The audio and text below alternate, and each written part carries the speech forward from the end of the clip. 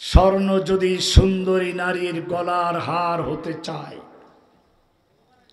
তাকে আগুনের পোড়া খেতে হয়, হাতুড়ির বাড়ি খেতে হয়, তারপরেই কেবলমাত্র সে অলংকার হয়, সুন্দরী নারীর গলায় শোভা পায়।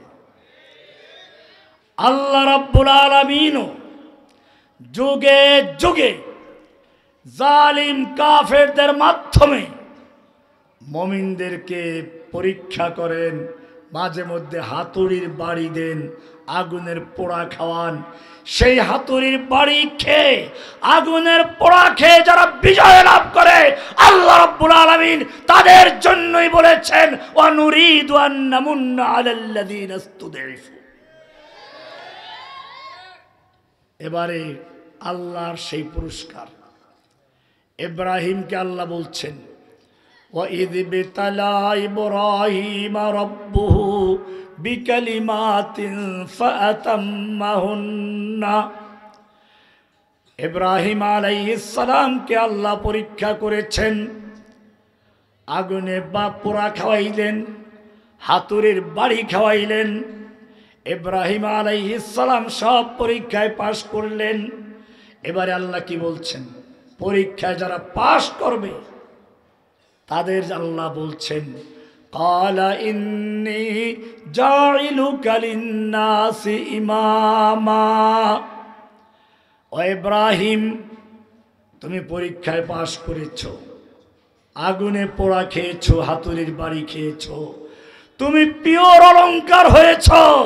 এবার আমি তোমাকে লোকদের জন্য, বিশ্বের জন্য তোমাকে ইমাম বানাবো, নেতা বানাবো। মানুষ তো একটু তো মায়া সবাই তার সন্তানের জন্য করে।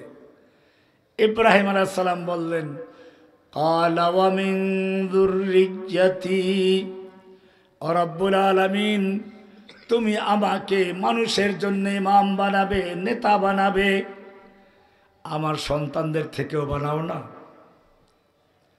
আল্লাহ বলছেন ক্বালা ইন্নী ক্বালা লা ইয়ানালু আহদিয যালিমিন।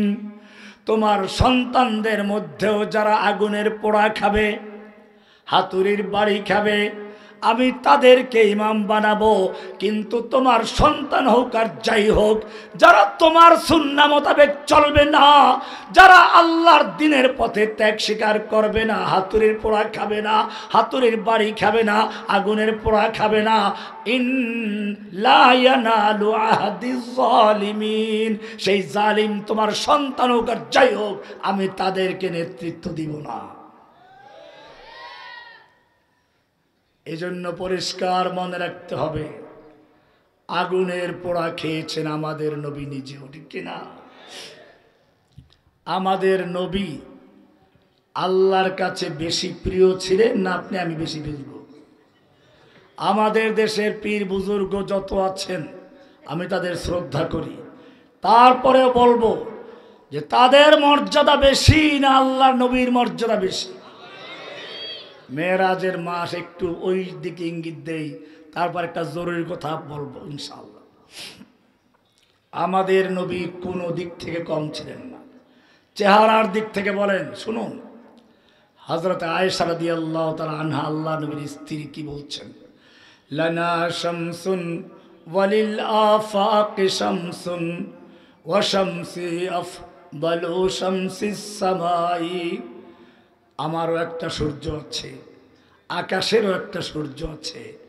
ও দুনিয়ার মানুষ শুনে রেখো, আমার সূর্য আকাশের সূর্যের চেয়ে লক্ষ কোটি গুণ অনেক ভালো, অনেক উন্নত। কেন? ফাইন্নাশ শামসা তাতলুউ বাদাল ফাজরি ওয়া শামসি তাতলুউ বাদাল ইশাই। দুনিয়ার সূর্য ফজরের পরে উদিত হয়ে দুনিয়াকে আলোকিত করে, আর আমার সূর্য এসার পরে যখন দুনিয়া জুলুম, অত্যাচার, নির্যাতন, ধর্ষণ, খুন, রাহাজানি, ডাকাতি আর মারামারি, কাটাকাটি, যুদ্ধে যখন অন্ধকারে ছেয়ে গিয়েছিল, সেই সময় আমার সূর্য উদিত হয়ে এমন এক সমাজ গঠন করলো, যেই সমাজকে আইয়ামে জাহিলিয়াত বলে স্বীকার করত, চরম বর্বর যুগ বলে ইতিহাস যাকে স্মরণ করে, সেই সমাজটাকে পরিবর্তন করে এমন একটা পরিবর্তন আনলেন আল্লাহর নবীর। সেই যুগটাকে বর্বর যুগের পরিবর্তে স্বর্ণ যুগে রূপান্তর করে দিলেন।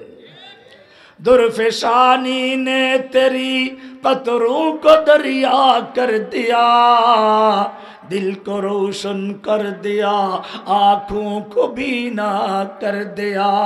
खुद न थे जो राह पर औरों के हादी बन गए, क्या नजर थी जिसने मुर्दों को मसीहा कर दिया।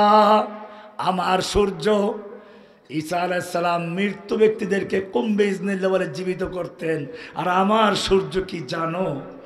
সেই জাহিলি যুগে যেই সমস্ত লোকেরা নিজেরা মরা ছিল, পথের কোনো দিশা ছিল না, যাদের কেবল পেশাই ছিল মারামারি কাটাকাটি খুনাখুনি করা, আমার সূর্য উঠে এমন আলো দান করলেন, শুধু পথের দিশাই দিলেন না, এক একজনকে পথের দিশারি বানিয়ে দিয়েছে।